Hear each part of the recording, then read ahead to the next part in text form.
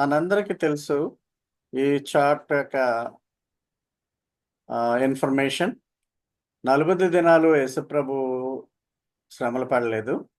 40 దినాలు ఆయన ఉపవాసము డే అండ్ నైట్ ఉండి 3.5 సంవత్సరాల పరిచర్యను ప్రారంభించాడు. ఆ యొక్క ఉపవాసం తర్వాత. అందువల్ల ఉపవాస కాలాన్ని లెంట్ అంటారని మనం గమనించుకోవచ్చు.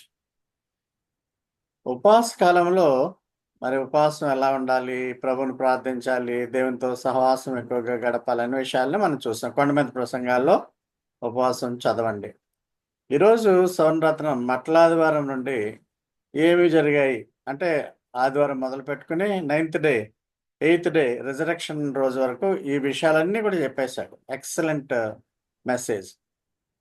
అయితే నేను సింప్లిఫై చేసి కన్ఫ్యూషన్ లేకుండా ఒక డయాగ్రాము నేను మన బుక్లో ప్రింట్ చేశాను.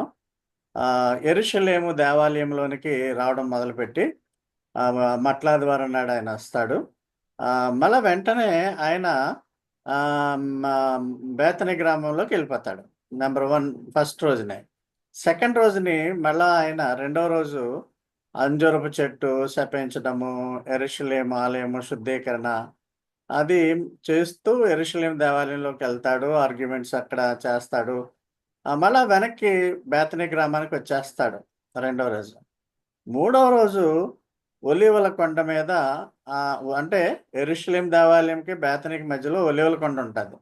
ఈ ఒలీవల కొండ మీద ఈ మూడవ రోజు ప్రసంగం చేస్తాడు. ఆలివట్ డిస్కోర్స్ అన్నమాట. అంజూరపు చెట్టు అది మామూలుగా శపించడము, మీరు ఫలాలు కలిగించాలి, కోరద్రాక్షలు కాయకూడదు, మీరు ఫలించి అభివృద్ధి పొందండి అన్న విధంగా, మీరు యేసు ప్రభు కొరకు ఆత్మ ఫలాలు ఫలించండి అన్న విధంగా ఇక్కడ మనం డిస్కస్ చేస్తాం.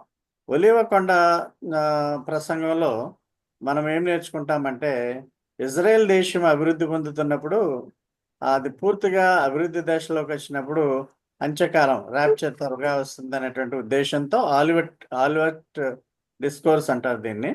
ఇది అంత్యకాల వర్తమానాల్లో మొదట్లోనే బిగినింగ్లోనే వివరంగా దీని కొరకు రాస్తాను. ఇది 3 రోజులు ఇలాగ అయిపోతాయి. 4వ రోజు నిశ్శబ్ద బుధవారం. ఇంకా బేతని గ్రామంలో ఆయన స్టేయింగ్ పాయింట్ బేతని గ్రామం. 5వ రోజు మేడగదిలోకి వెళ్తాడు.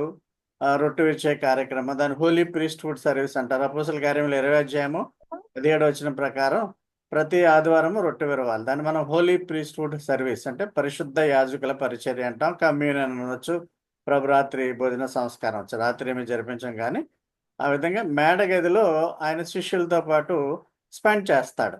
ఇంక మళ్ళా ఈ 5వ రోజు 4వ రోజు సైలెంట్ బుధవారం తర్వాత మళ్ళీ వెనక్కి వెళ్ళడం ఆయన ఇక్కడి నుంచి ఆయన యాతనలు మొదలవుతాయి. మేడగదిలో ఆయన ఉన్నప్పుడు మేడగదిలో ఆయన ఉండగా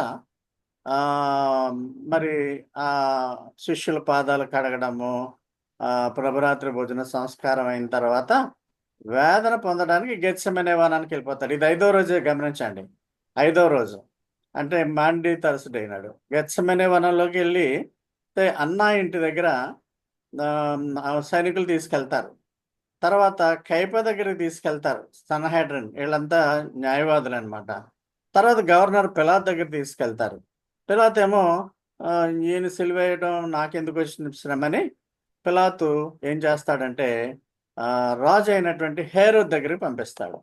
హేరోదు కూడా ఏమి ఇదంతా ఎన్నో రోజు అంటే 5వ రోజు అయిపోయింది. 6వ రోజు పిలాతు దగ్గర నుంచి హేరోదు రాజు దగ్గర నుంచి మళ్ళీ వెనక్కి పిలాతు దగ్గర హేరోదు ఏమో రాజు, పిలాతు గవర్నరు, వీళ్ళ న్యాయ వ్యవస్థలో ఉన్న వాళ్ళు వీళ్ళ కైపా అన్న. పిలాతు సిలువ వేయడానికి అప్పగించినటువంటి విధంగా మనం చూస్తే ఈ 6వ రోజే మనము గుడ్ ఫ్రైడేగా ఆచరిస్తాం. గొల్గతాలో యేసును సిలువ వేస్తారు. 7వ రోజు యేసుప్రభు సమాధిలో ఉండి ఆయన ఏం చేశాడు, ఆత్మ చెరగా తీసుకోవడం పైకి వెళ్ళిపోతున్నాడు. కింద ఉండే పరదేశు, భూగర్భంలో ఉండేటువంటి పరదేశు, నరకము, పరలోకము, ప్యారడైస్ని కూడా పరలోకం అనొచ్చు. ప్యారడైజ్ అంటే ఆత్మలు విశ్రాంతి పొందేటువంటి స్థలం. ఆ రెండింటికి మధ్యలో గల్ఫ్ ఉంటుంది. ఇంకా అక్కడ ప్రభు ఈ భూగర్భంలోంచి మా అబ్రహాం మోసం రొమ్ముని ప్యారడైజ్ని పైకి తీసుకుపోయి పైన ఆయన పెడతాడు. 7వ రోజు అది. యేసు సమాధిలో బాడీ ఉంటుంది. 8వ రోజున పునరుద్ధానం అయిపోతుంది. అయితే అరిమతయి యోసేపు ఈ చివరి కార్యక్రమాలు బాడీకి రిచువల్స్ అన్నీ కూడా అరిమతయి యోసేపు అదేవిధంగా తన సమాధిని ఇచ్చేస్తాడు యేసు ప్రభువుకు. నికోడమస్ ఈ వాళ్ళు ఇరువురు కూడా మరి పెద్ద పేరున్నప్పటికీ యేసుప్రభు యొక్క రహస్య శిష్యులు కనుక వారు యేసుప్రభు సమాధి కార్యక్రమాలన్నీ కూడా చేస్తారు. అయితే 3.5 సంవత్సరాలు తమతో పాటు ఉన్నటువంటి శిష్యులందరూ పారిపోతారు. అరిమతయి యోసేపు మాత్రం ఈ సన్‌హెడ్రిన్ లో సభ్యులు వీళ్ళు కూడా న్యాయ వ్యవస్థలో సభ్యులు నికోడమస్. వీటి గురించి సోదరులు ఐజాక్ గారు చెప్తారు. అయితే ఆదివారం నాడు మీకు మరొక అద్భుతమైనటువంటి ప్రసంగాన్ని అందజేయబోతున్నాను దేవుని చిత్తమైతే. యేసు ప్రభువు హేరోదు రాజు దగ్గర ఒక రకమైన వస్త్రాన్ని ధరించాడు. పిలాతు దగ్గర ఇంకొక రకమైన వస్త్రాన్ని ధరించాడు రంగు. అదేవిధంగా పిలాతు దగ్గరే సైనికులు యేసు ప్రభువుకి దుస్తులు మార్చేస్తారు, రంగును మార్చేస్తారు. రంగులు రహస్యము, దేవుని యొక్క రక్షణ ప్రణాళికని వీటి బట్టి మీకు ఆదివారం అందజేయబోతుంది. ఎప్పుడు చెప్పలేదు అది 26 ఏళ్ళలో. అంటే mystery of colours in the redemption of of God.